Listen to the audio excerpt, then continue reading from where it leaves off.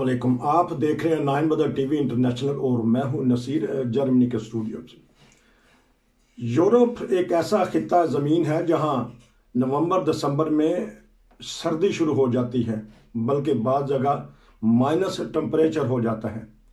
इस minus temperature में भी गर्मा गर्म खबरें हैं, वो ख़ास तौर पे जो मुहाजिरीन के बारे में हैं। बेलारूस, पोलैंड और जर्मनी, ये तीन ममालिक इस वक्त ऐसी परेशानी में हैं कि हज़ारों के हिसाब से मुहाजिरीन जो हैं बेलारूस और पोलैंड की सरहद पर हैं। वहाँ से उनको क्रॉस भी कराया जा रहा है और ख़बर ये भी आई है कि वहाँ गिरफ्तारियाँ भी हुई हैं। हम चलते हैं इरफान खान साहब के पास, यूरोप की और बैनुल अक़वामी खबरों पे उनसे तबसरा लेंगे। जी अस्सलाम वालेकुम।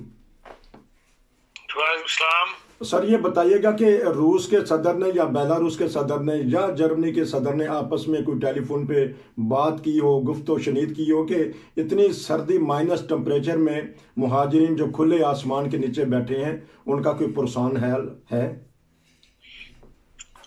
देखिए, इस मामले में दो पहलू हैं इस बात के। एक तो ये है कि जो लोग दबादब बेलारूस आ रहे थे फ्लाइटें भर भर के, उनको रुकवाया जाए कि भाई ये काम बंद करे बेलारूस जो है, और वो कहा जा रहा था कि रशिया की वहां पर कर रहा है।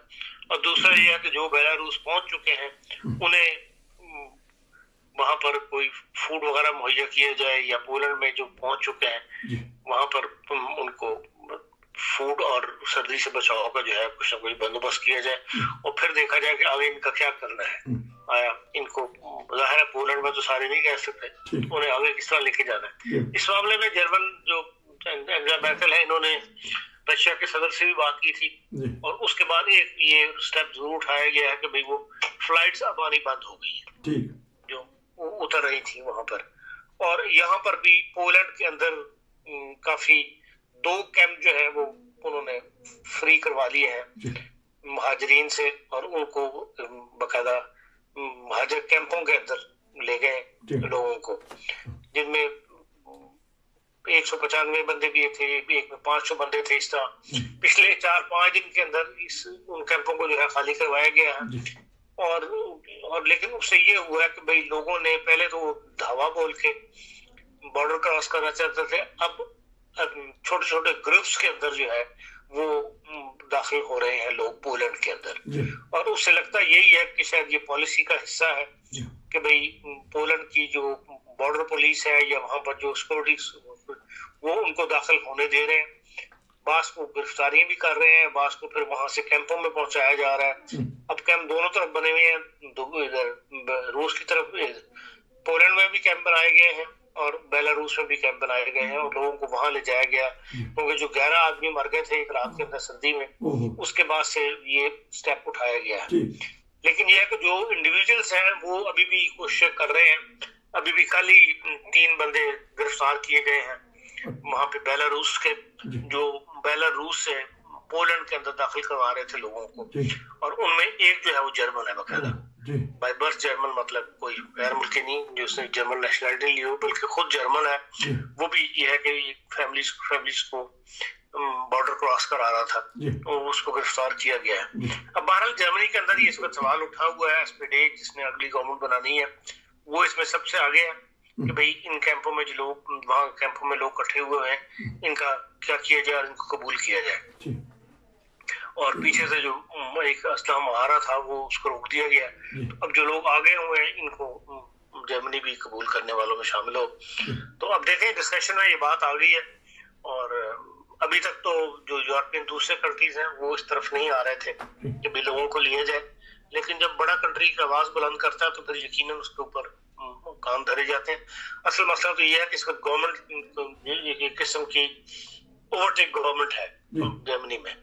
तो जब तक नए कांसलर या नई हुकूमत रियासत कायम ना हो जाए, नए मिनिस्ट्रीज ना बन जाए, नई हुकूमत ना आ जाए, उस वक्त तक इस पर फैसला करना मुश्किल है। लेकिन अब नजर यही आ रहा है कि जब तक ये गवर्नमेंट कायम नहीं हो जाती, अब चंद दिनों की बात है, उसके बाद फिर ये है कि जर्मनी कुछ ना कुछ लोग है कबूल कर लेगा, और बाकी यूरोपियन मुल्क भी कुछ ना कुछ कोटा सिस्टम के तहत बंदों को ले लेंगे। तो ये बताइएगा, जो जर्मन गिरफ्तार किया गया वो इंसानी हमदर्दी की खातर NGO के तहत वो लोगों को इधर उधर ला रहा था या कोई दूसरा गरज थी उसके पैसे? जब जाता है खतरा तो बंदा गिरफ्तार नहीं होता।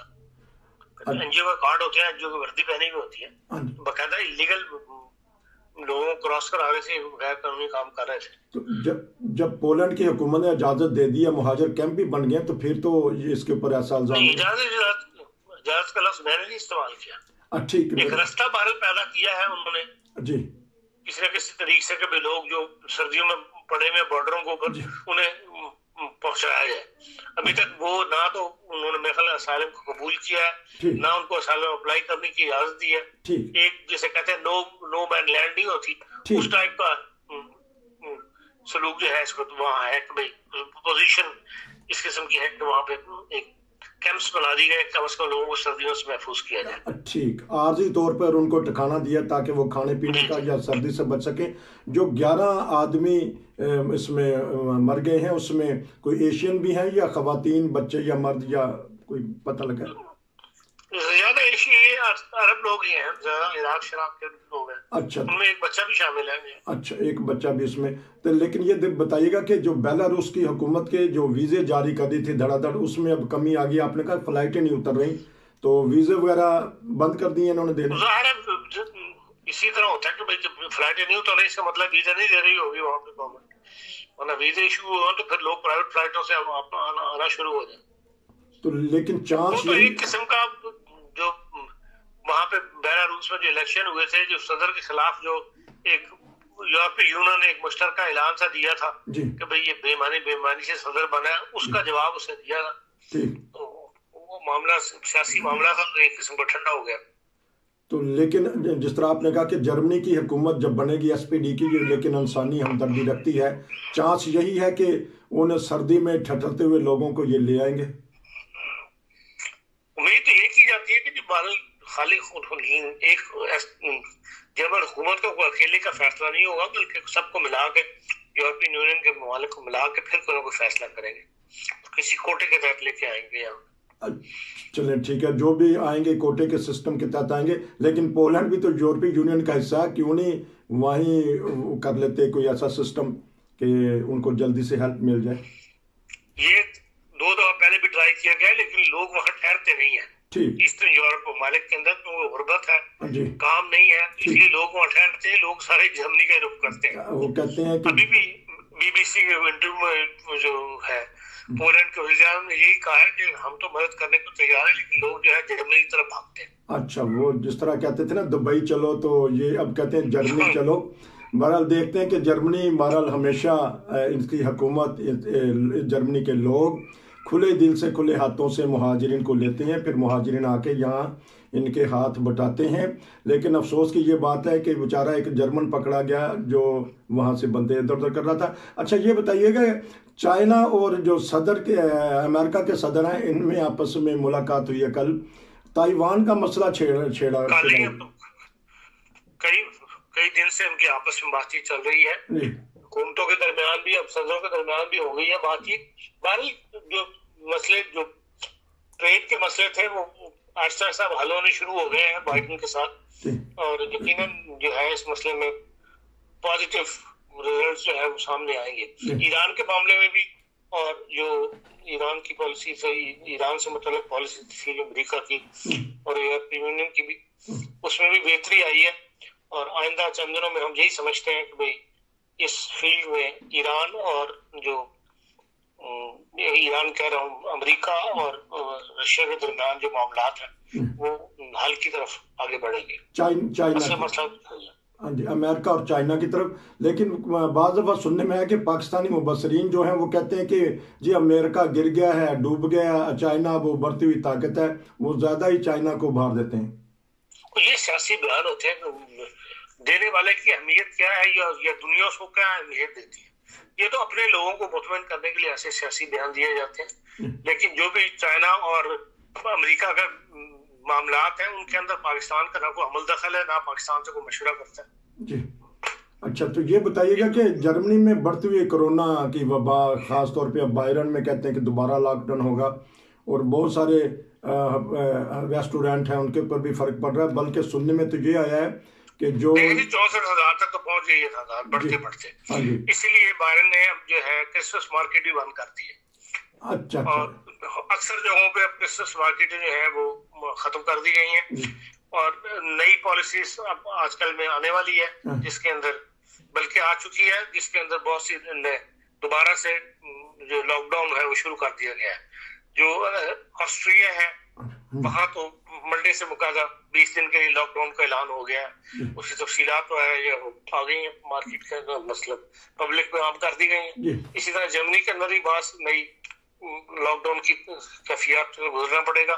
उसके लिए जो है वो 1-2 दिन में हम तो करेंगे, ऐलान सामने आ जाएगा। हाँ, तो अब तो सफरी पाबंदियां भी कुछ लगाई जाती हैं, इसलिए कि देखते हैं कि आया इन्होंने वैक्सीन वगैरह लगाई है कि नहीं लगवाई, और जो सा टेस्ट है तो जो स्नेल टेस्ट जिसे हम कहते हैं फौरी टेस्ट, उसका बाद दफा रिजल्ट सही नहीं आता। तो इस बारे में हुकूमत क्या करेगी कि क्यों नहीं उसको ऐसा पायदार बनाया जाता कि उसका रिजल्ट भी तो दुरुस्त आए ना।